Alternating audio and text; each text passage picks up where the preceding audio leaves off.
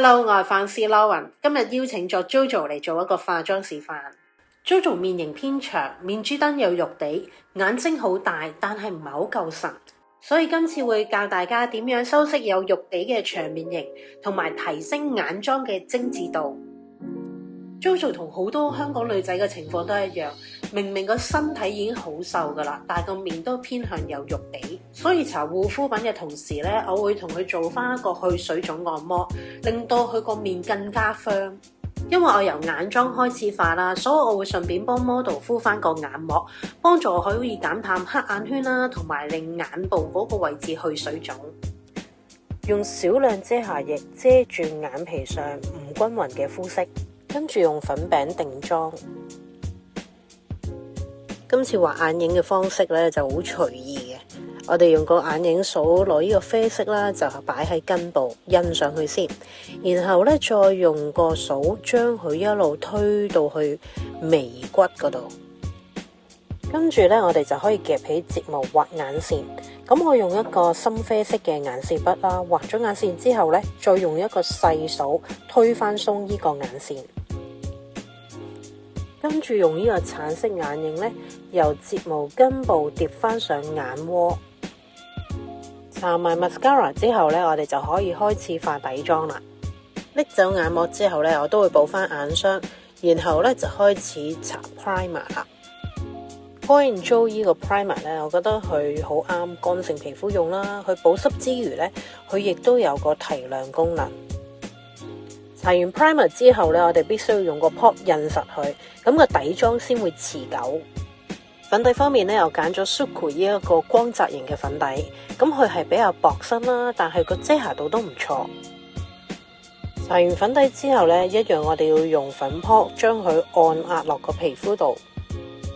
MAC 呢個遮瑕液嘅粉橙料咧，我覺得好適合遮黑眼圈之外咧，亦都適合遮斑點。用個掃印開嘅時候咧，一路將佢帶埋落去斑點嘅位置。遮完黑眼圈之後咧，淚溝我哋唔使搞住嘅，最後先搞。咁然後我哋就用一個淺色嘅遮瑕液啦，提亮翻面中嘅位置。模特兒嘅下巴咧有少少後縮嘅，咁所以咧我用個淺色嘅遮瑕液提亮翻佢個下巴。跟住用粉撲印貼。用啡色眼影畫喺臥蠶位置，我哋刻意要將個顏色畫低啲，咁令到面中嗰個長度減少。跟住就用一個淺色嘅珠光眼影打亮翻眼頭嘅位置。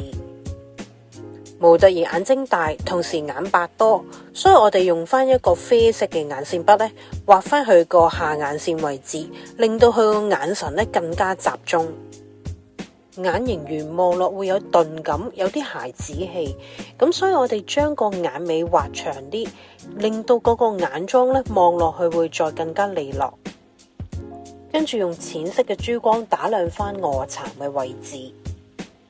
我覺得大眼睛咧唔係好適合太長嘅睫毛嘅，所以我而家加呢個睫毛俾佢咧，純粹增加佢嘅濃密度嘅啫。模特兒個額頭都屬於高，所以我要將個眉毛畫粗，減低額頭嘅高度。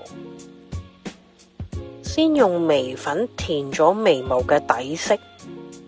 再用眉筆加長同加粗條眉毛，跟住用眉 gel 加強個毛流感。因為條眉毛係畫出嚟噶啦，咁所以呢，我哋可以用液態眉筆喺一啲冇乜毛嘅位置加強嗰個線條感。跟住我用裸色嘅唇膏加呢一個面部精華去做一個有光澤嘅胭脂效果。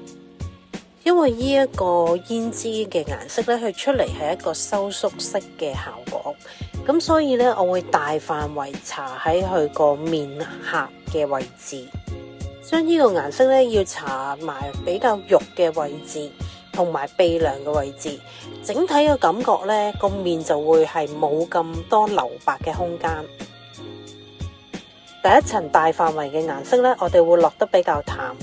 跟住咧，我哋會落第二層，着重喺胭脂嘅位置，就唔會低過鼻哥。